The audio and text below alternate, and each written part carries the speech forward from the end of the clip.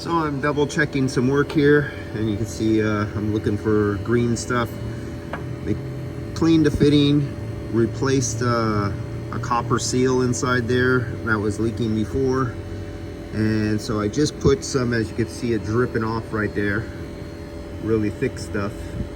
Looking for bubbles, and it's under a high pressure nitrogen decay test because I just put some big blue on there, waiting for give it a little time, because putting in some old R12 inside this old beast, and as you can see I'm only testing it from one side because I don't have access to where they bury the high side fitting on top of the compressor down there. It's just ridiculous. So this complete job is being done by low side only. Having the book original is really nice. So here's some specifications for many Mercedes in this year. So let's come over to the air conditioning. You guys can zero in on this. Here, I'll give you the information because there's going to be somebody out here who wants some information on these models. They tell you how many RPMs this air conditioning is capable. They tell you the power consumption of the air conditioning. This air conditioning with maximum compressor and maximum speed consumes 7 horsepower off of your engine when you have the AC on. The type of oil, which this was a 500 viscosity mineral oil, and they tell you the oil capacity. They tell you when you bend your little rod and you go into the dipstick, these have a dipstick hole, and you push your rod and you go down there, they tell you the depth of the oil that it should be, and they tell you the minimum and the maximum. They tell you the kind of valves that are on here depending on what model, the 200 to 300, and the 300 to the 600, which was here's a 6.9 right there, or 6.3. That's a 6.3. No, that's a 300 SEL. But oh no, the 600 is the really big one. I'm sorry.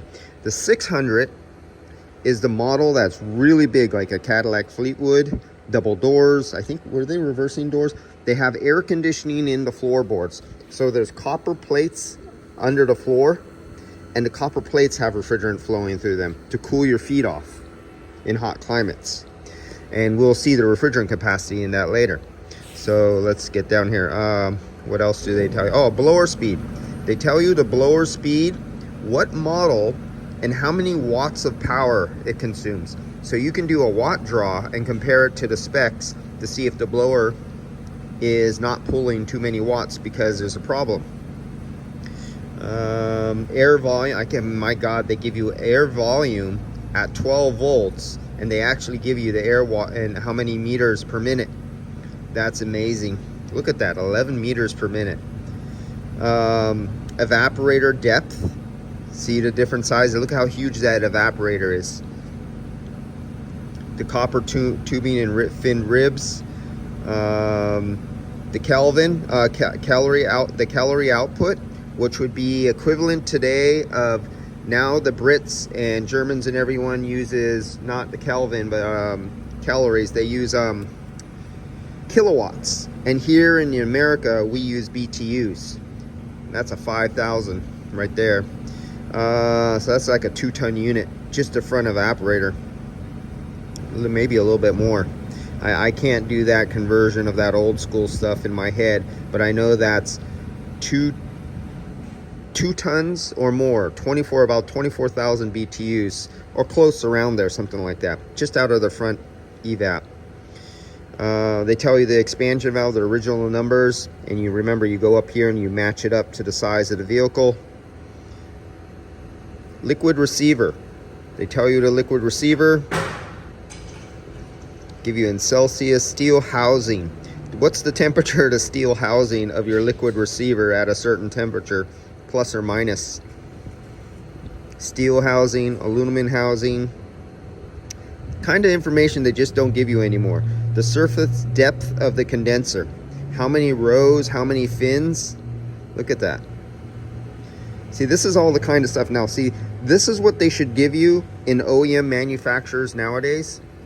And if you buy an aftermarket condenser and it doesn't fit and meet this standard right here, you reject it. You send it back and say, don't send me another one until you get one that actually meets this criteria. Copper tubing, R12 refrigerant. Now look at the quantity of refrigerant. 1.8 kilograms. 1 kilogram is 2.2 pounds. This is 1.8. Now you see that small little asterisk right there? The little tiny one. Now come down here. It tells you the chassis number. Which chassis? Up to 2.4 kilograms. That's basically 5 pounds of R12 in that chassis. And that's the one that I talked about, the 600 model, that has the copper plates under your feet to keep your feet cold in hot climates. The clutch gaps, the clutch, the voltage, the size of the clutch, the power consumption in amps on the clutch field coils. Look at that. Cold amps, 3.5 amps. After it warms up, 2.8 amps. Why is that? Because it's copper windings. It's a magnetic coil. And the hotter it is, the resistance goes up, your amperage goes down.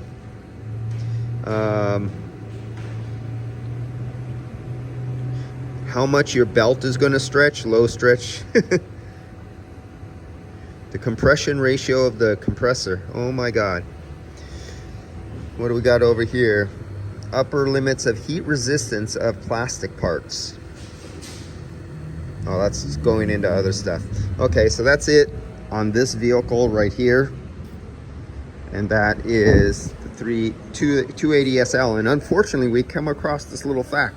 We cannot find this exact model in here. It is not in here.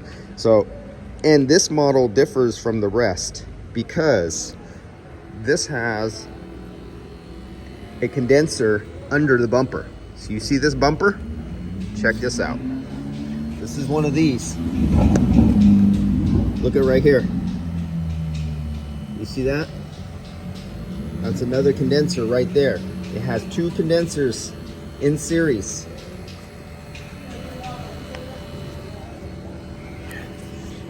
So, not quite sure we have enough refrigerant here. We have, these are 12 ounces or 14 ounces a piece. Yeah, these were 14 ounces a piece. And I might need more. Oh, guess what I'm gonna use? Look at that. An old-fashioned can tap onto these old big juggers. And that's how I'm charging this up. All right, guys, we'll be back. And we will see how this thing goes.